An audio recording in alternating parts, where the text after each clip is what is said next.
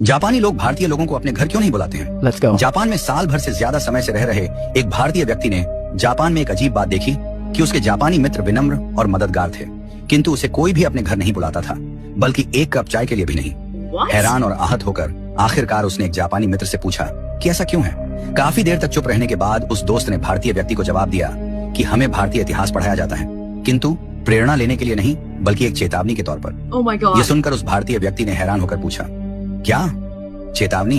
भारतीय इतिहास चेतावनी के तौर पर पढ़ाया जाता है? प्लीज बताओ ऐसा क्यों है? तब जापानी दोस्त ने उससे पूछा कि बताओ कितने अंग्रेजों ने भारत पर राज किया था? तब भारतीय व्यक्ति ने कहा शायद लगभग 10,000। जापानी व्यक्ति ने गंभीरता से सिर हिलाया और पूछा उस समय भारत में 30 करोड़ से ज्यादा भारतीय रहते थे, है ना? तो फिर तुम्हारे लोगों पर अत्याचार किसने किया? उन्हें कोड़े मारने, यातना देने और गोली मारने के आदेशों का पालन किसने किया था? फिर उसने जोर देकर पूछा कि जब जनरल डायर ने जलियांवाला बाग में गोली चलाने का आदेश दिया तो ट्रिगर किसने दबाया था? क्या वे अंग्रेज सैनिक थे? नहीं, वे भारतीय थे। किसी ने भी जनरल डायर पर अपनी राइफल क्यों नहीं तानी? एक ने भी नहीं। फिर उसने कहा तुम जिस गुलामी की बात करते हो ना, यही तुम्हारी असली गुलामी थी, शरीर की नहीं, आत्मा की। वह भारतीय व्यक्ति जडवत, मौन और शर्मिंदा खड़ा सुनता रहा। जापानी मित्र ने आगे कहा चलो बताओ मध्य एशिया से कितने मुगल आए थे? शायद कुछ हजार, और फिर भी उन्होंने सदियों तक तुम पर राज किया।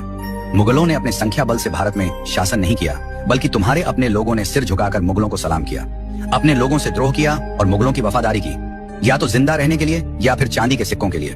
तुम्हारे अपने ही लोगों ने अपना धर्म परिवर्तन कर लिया, अपनी बहन बेटी मुगलों से ब्याह दी। तुम्हारे ही लोगों ने तुम्हारे नायकों को अंग्रेजों को सौंप दिया। बताओ चंद्रशेखर आजाद के साथ विश्वासघात किसने किया था? वे अल्फ्रेड पार्क में छुपे हैं। ये खबर अंग्रेजों को किसने दी थी? भगत सिंह को, उस समय के बड़े राजनेता जो अंग्रेजों से अपनी बातें मनवा सकते थे, उनकी अनुमति के बिना फांसी पर चढ़ाना आसान था क्या? जो कि खुद को देशभक्त कहते थे। तुम भारतीयों को विदेशी दुश्मनों की जरूरत नहीं है। तुम्हारे ही लोग सत्ता, पद और निजी लाभ के लिए बार बार तुम्हें धोखा देते हैं। इसलिए हम भारतीयों से दूरी बनाकर रखते हैं। जब अंग्रेज हांगकांग और सिंगापुर आए थे तो एक भी स्थानीय व्यक्ति उनकी सेना में शामिल नहीं हुआ, लेकिन भारत में तुम सिर्फ दुश्मनों की सेना में ही शामिल नहीं हुए, बल्कि तुमने उनकी सेवा की, उनकी पूजा की, उन्हें खुश करने के लिए अपने ही लोगों को मार डाला।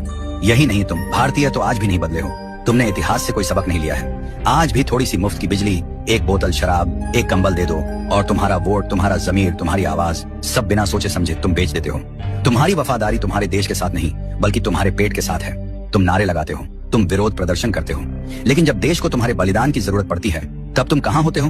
तुम्हारी पहली वफादारी अभी भी अपने घर, परिवार, पत्नी, बच्चों और धन संपत्ति के प्रति है। बाकी देश और धर्म जाएं भाड़ में। इतना कहकर वह जापानी वहां से चला गया और वह भारतीय शर्म के मारे सिर नीचे किए वहीं पत्थर की तरह खड़ा रह गया।